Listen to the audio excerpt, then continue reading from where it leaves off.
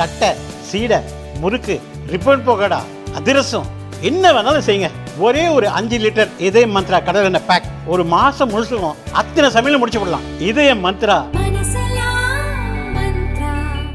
பரம எதிரிகளான Israel Iran இடையேயான சண்டை 6வது நாளாக தீவிரமடைந்துள்ளது.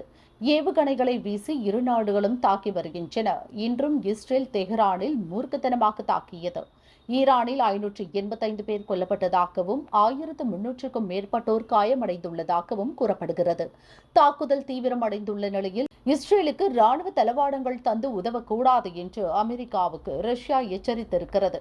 ரஷ்ய வெளியுறவு துணை அமைச்சர் செர்ஜி ரியாப்கோவ் கூறும்போது, இஸ்ரேலுக்கு அமெரிக்கா நேரடியாக ராணுவ உதவி செய்வது மத்திய கிழக்கில் தற்போதுள்ள நிலைமையை தீவிரமாக சீர்குலைத்துவிடும். இதை கருத்தில் கொண்டு இஸ்ரேலுக்கு ராணுவ உதவிகளை அமெரிக்கா செய்யக்கூடாது. இஸ்ரேல் மற்றும் ஈரானுடன் ரஷ்யா தொடர்பில் இருக்கிறது என ரஷ்ய அமைச்சர் ரியாப்கோ கூறினார். ரஷ்யாவின் வெளிநாட்டு உளவுத்துறை தலைவர் செர்ஜி நரிஷ்கின் கூறும்போது, இஸ்ரேல் ஈரான் இடையிலான நிலைமை இப்போது மோசமடைந்து இருக்கிறது என தெரிவித்தார்.